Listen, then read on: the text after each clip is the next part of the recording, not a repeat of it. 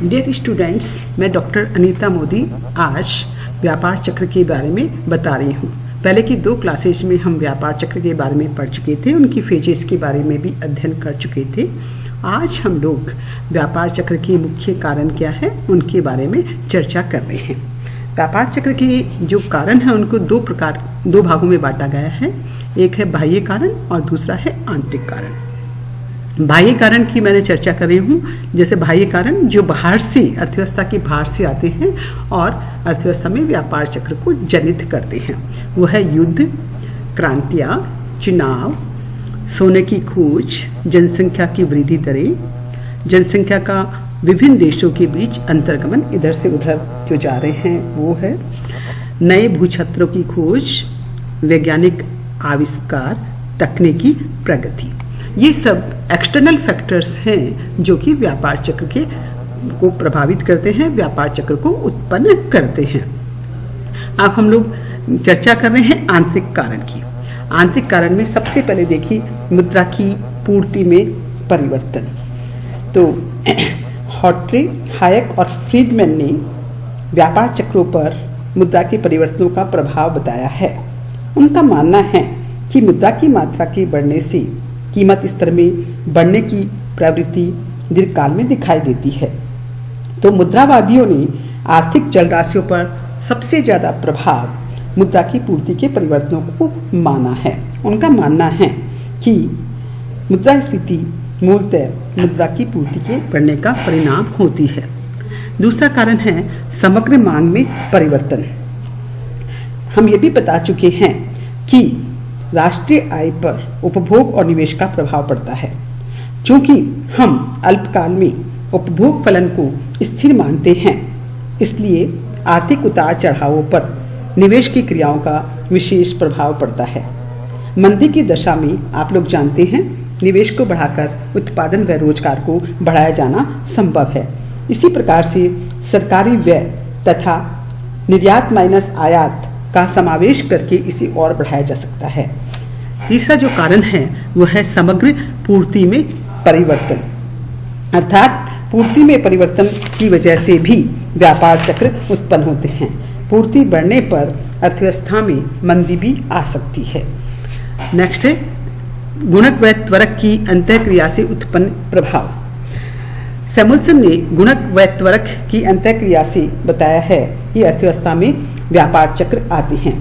इनमें स्वायत्त निवेश और प्रेरित निवेश दोनों की भूमिका मुख्य होती है।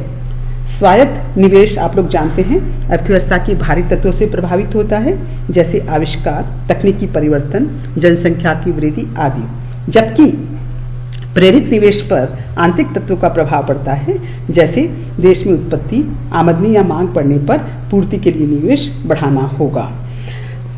नेक्स्ट है नव परिवर्तन का व्यापार चक्रों पर प्रभाव। शुम्पीटर ने नई वस्तुओं, नई प्रक्रियाओं, नए बाजारों व उत्पादन के लिए नए साधनों की खोज से आर्थिक क्रियाओं पर तीव्र प्रभाव पड़ता है, ऐसा माना है। इनसे दीर्घकालीन विकास की प्रक्रिया को भी बल मिलता है। इसमें किसकी भूमिका मुख्य होती है? उद्यमकर्ता की भूमिका मुख्य होती है। बैंक शाखा का जो विस्तार है वो नव परिवर्तन को सफल बनाते हैं। ओकन के नियम के अनुसार विकास की वास्तविक दर व बेरोजगारी की दर का संबंध दर्शाया गया है। तो उन्होंने बताया कि बेरोजगारी और विकास की दर में एक मुख्य संबंध पाया जाता है। तो ये मैंने आप लोग को बताए हैं कि ये फैक्टर्स हैं जो व्यापार चक्र को जन्म देते हैं, उसको प्रभावित करते हैं। अब हमें 2 मॉडल्स की चर्चा करनी है केवल, एक सैमुअल्सन का गुणक त्वरक अंतःक्रिया मॉडल और एक हिक्स का मॉडल। हम लोग सबसे पहले सैमुअल्सन की गुणक त्वरक मॉडल की व्याख्या करते हैं। सैमुअल्सन के अनुसार YT = GT + CT + IT। यहाँ T टाइम पीरियड है, IT निवेश है, GT सरकारी व्यय है और GT सरकारी व्यय है। CT = alpha YT - 1। अल्फा है वो MPC उपभोग की सीमांत प्रवृत्ति को बताता है। YT - 1 का मतलब है गत अवधि की आय क्या है। इसमें आगे देखिए IT निवेश T पीरियड में B CT - 1। CT T period में उपभोग माइनस CT - 1 एक गत वर्ष की गत अवधि में उपभोग। बी है वो पूंजी उत्पत्ति अनुपात अथवा त्वरक को बताता है। तो is equal to B C T की जगह रख दिया हमने alpha Y T minus one minus C T minus one क्या हो जाएगा alpha Y T minus two is equal to alpha को हमने कॉमन ले लिया तो alpha B Y T minus Y T minus two. तो वाई टी क्या हो गया है जी टी प्लस सी टी प्लस आई टी। तो Y T is equal to g T plus C T की जगह alpha Y T minus one plus आई t की जगह alpha B Y T minus one minus Y T minus two. Y T क्या हो गया g T plus alpha Y T minus one plus alpha b c आ गई। अब हमने क्या किया है यहाँ alpha Y T is equal to g t y T minus one को कॉमन ले लिया है और अल्फा को कॉमन ले लिया। तो हमारे पास क्या रह गया one plus B minus alpha B Y T minus two. अब यदि जी टी गवर्नमेंट एक्सपेंडिचर 100 रुपये हो वाई टी माइनस वन 300 रुपये हो और वाई टी माइनस टू 200 रुपये हो और अल्फा 0.5 हो और बीटा बी 1.2 हो तो हमें आय मालूम कर सकते हैं। बी क्या है त्वरक है अल्फा एमपीसी को बता रहा है। तो हमने इस इक्वेशन में रख दिया 100 प्लस 300 ये 300 आ गया है 1 प्लस 1.2 अल्फा 0.5 आ गया है माइनस 0.5 इंटू 1.2 और वाई टी माइनस टू क्या है 250। तो इसको सॉल्व करने पे कितना गया 280 रुपये। तो आपको बच्चों ऐसा कोई भी सवाल दिया हुआ हो तो आप इस प्रकार से साम्य आय का निर्धारण कर सकते हैं। अब यहाँ हमने सैमुअल्सन के विभिन्न प्रकार के व्यापार चक्रों को चित्रों के द्वारा दिखाया है। ये देखिए इधर आमदनी है नीचे क्या है समय।